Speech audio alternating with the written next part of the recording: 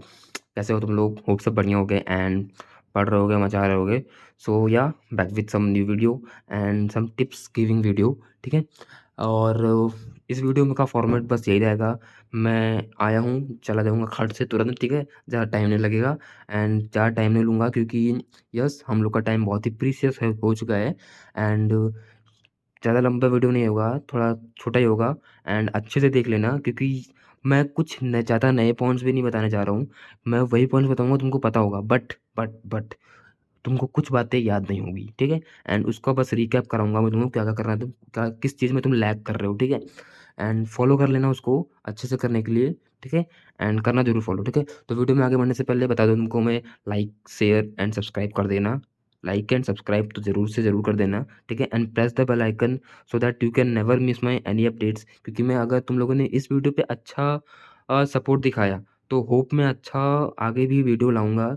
जैसे फिज़िक्स का और मैथ्स का भी बचा है एंड इस वीडियो में को मैं सिर्फ़ केमिस्ट्री, इसमें केमिस्ट्री में क्या organic, inorganic and physical and boards के लिए टिप्स देने जा रहा हूँ एंड ज़्यादा लंबा वीडियो नहीं रखूँगा मैं, ठीक है।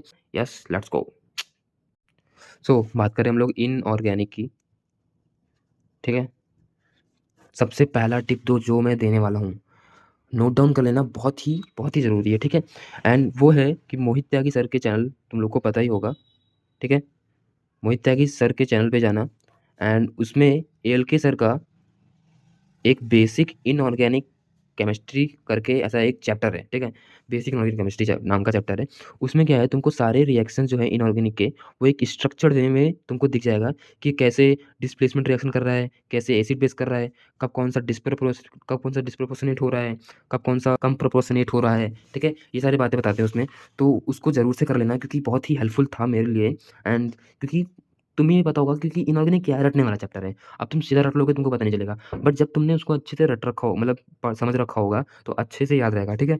तो ये तो मेरे ख्याल से तुम्हारे लिए नया टिप है जो कि तुमको नहीं पता होगा, मैंने बता दिया है। बहुत कम टाइम है बट ज़रूर से कर लेना इसको क्योंकि बहुत ही ज़्यादा हेल्पफुल था मेरे लिए तो, ठीक है। एंड उसके बाद एनसीईआरटी रीडिंग करना है तुमको, ठीक है।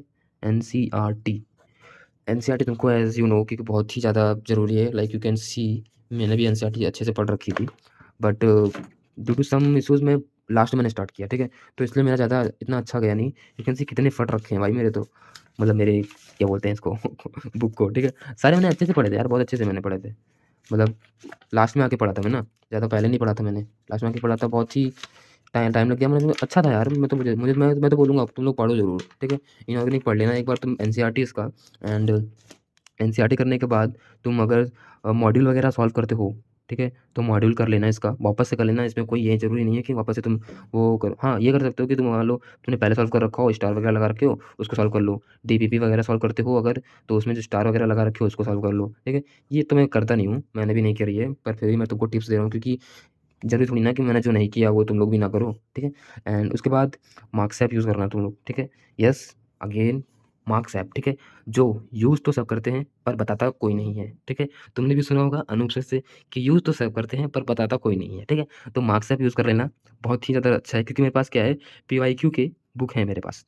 बट मैं बता रहा हूँ कि उसमें जो है ना कि तुमको क्या कर रहे हो सवाल, तुमको पता नहीं लगेगा कि तुम्हारा कितना टाइम लग गया। बट मार्क्स ऐप में क्या है, तुम्हारा टाइमर चलता रहता है, ठीक है। तो जब टाइमर चलता रहता है तो तुमको पता रहेगा कि हाँ, मैं ये सवाल इतना टाइम तक किया मैंने, तब प्रेशर थोड़ा डेवलप रहता है, ठीक है। एंड उन्होंने तो कुछ टेस्ट वगैरह फ्री करा रखे तो उसको वही कर लेना, वो अच्छा ही रहेगा, ठीक है। तो ये था ऑर्गेनिक। इनऑर्गेनिक के लिए जल्दी से करते हो ना, बहुत टाइम लगेगा यार, ठीक है। फिर बात करते हैं ऑर्गेनिक की। ऑर्गेनिक की तो कंप्लीटली थ्योरेटिकल चैप्टर है, यू नो। तुम्हें क्या करना है कि इसके जो अ, जितने भी नेम्ड रिएक्शन हैं और जितने भी मतलब वैसे रिएक्शंस हैं जो हो जाते हैं, रिएजेंट वगैरह आते हैं, ठीक है। वो सारे रिएक्शंस को अपने पेज में ऐसे लिखना एंड उसको अपने दीवार पे चिपका लेना, ठीक है। अपने वॉल पे जितना भी हो सके चिपका लो क्योंकि हमारा ब्रेन का जो सेल्स है ना, वो पिक्टोरियल मेमोरी पे कुछ ज़्यादा ही फ़ोकस्ड है। क्योंकि अगर तुम कुछ भी देखते हो, तुम मतलब कुछ भी क्या, मतलब जब भी देखते हैं हम लोग तो हमारा उसका एक इमेज हमारे ब्रेन में वो छप जाता है, ठीक है। तो उसका जो फुटप्रिंट रहेगा ही तुम्हारे दिमाग में, तो तुम्हें क्या होगा जब तुम सवाल वगैरह लगाओगे तो तुम्हारे दिमाग में ऐसा आएगा, हाँ, ये हो रहा था, ऐसा हो रहा था, ये रीज़न ऐसा हो रहा था, ऐसा वगैरह, ठीक है। एंड कुछ रिएक्शंस के थोड़े मैकेनिज्म लिखने पड़ते हैं, तो वो भी तुम लिख लेना उसमें एंड चिपका लेना। उससे क्या होगा, तुम बार-बार तुमको रिवाइज़ होता रहेगा, ठीक है? एंड जैसे मान लो घरवालों से बात कर रहे हो, घरवालों से बात करते-करते तुम देख लोगे उसको एक बार, तो वापस से तुम्हारा रिवाइज़ का हो जाएगा, ठीक है? एंड उसके बाद इसके पीवाईक्यू सॉल्व करना एंड हाँ, पीवाईक्यू सॉल्व करने का एक मैं तुमको बताता हूँ कैसे करते हैं। पीवाईक्यू का तुम्हें ज़्यादा कुछ नहीं, तुम्हें ना चैप्टर्स के नाम लिखने हैं, ठीक है? फिर उसके बाद 2024, 2023 लिखना, ऐसे सारे मतलब 5 साल लिखना। फिर सिर्फ 2 साल के चैप्टर्स के सारे पीवाईक्यू कर देना। फिर आना वापस, फिर 2 साल के करना। तो उससे ये तुम साइकिल बनाना है ऐसा, ठीक है? मतलब एक साथ करना नहीं है। 2-2 साल के उठा-उठा के करने हैं। 2025 का एज़ अ मॉक देना देना ही है, ठीक है? फिर उसके बाद करें हम लोग फिज़िकल की, ठीक है?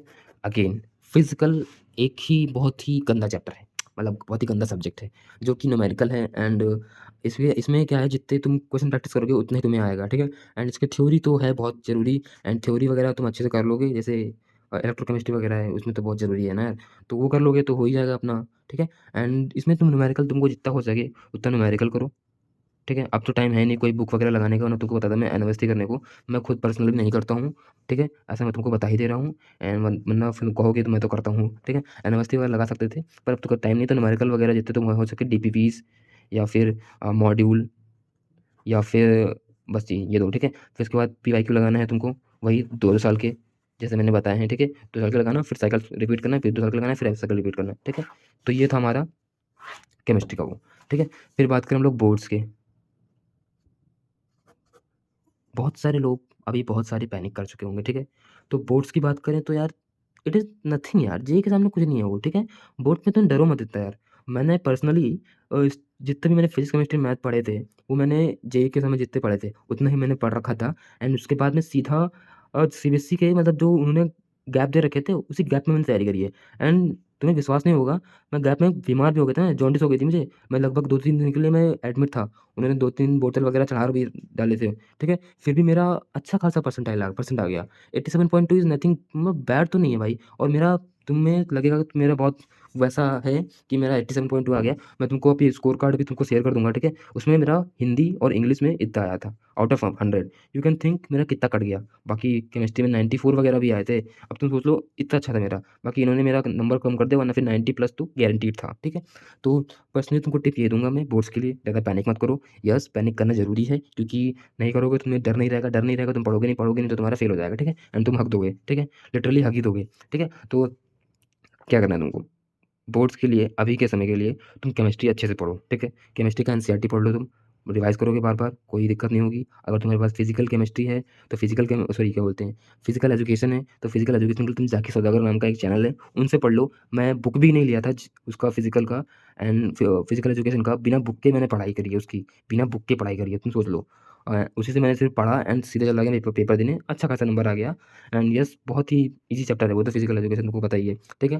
तो इसमें तो ये हो जाएगा एंड देन उसके बाद करें हिंदी इंग्लिश के लिए मैंने मैग्नेट ब्रेन के लिए मैग्नेट ब्रेन यूज़ किया था, जो कि सही था एंड एक एजुकेशनल भैया नाम के हैं, वो एनिमेटेड वीडियो बनाते हैं, तो उनका तुम वीडियो देख लेना, ठीक है? एजुकेशनल भैया का एंड उनका बहुत ही अच्छा है। तो अभी के समय तो तुम जी पे फुल फ़ोकस्ड रहो, क्योंकि तुम्हें बोर्ड्स के लिए अच्छा टाइम मिलेगा, ठीक है? तुम बोर्ड्स के लिए तुम सिर्फ़ यही कर सकते हो कि तुम अभी केमिस्ट्री पढ़ लो अच्छे से, ठीक है? केमिस्ट्री एंड फिज़िक्स का एनसीईआरटी रीड कर लो, जो कि तुम्हारे जेईई में भी काम आएगा एंड उसमें भी काम आएगा, क्या बोर्ड्स में भी काम आएगा, ठीक है?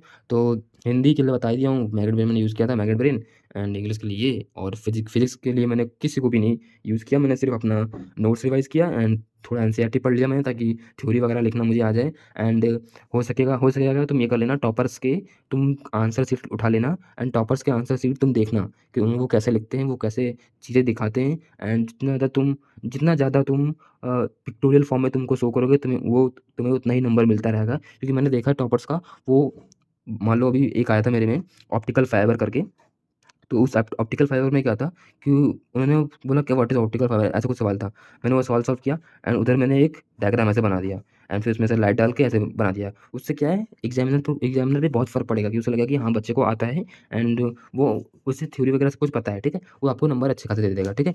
सो या that's all for today and मैंने सारे टिप्स दे दिए। होपफुली कि तुमको सारे टिप्स अच्छे लगे होंगे एंड अच्छे लगे होंगे तो चैनल को लाइक कर देना एंड वीडियो को लाइक कर देना एंड चैनल को सब्सक्राइब कर देना and press the bell icon again, क्योंकि मैं नई वीडियोस लाता रहूँगा एंड देखते रहना तुम लोग, सपोर्ट करना। अगर अच्छा सपोर्ट आया तो मैं नए वीडियो लाऊँगा, अदरवाइज़ कोई मतलब नहीं बनता यार कि भी नया वीडियो लाऊँ मैं, ठीक है?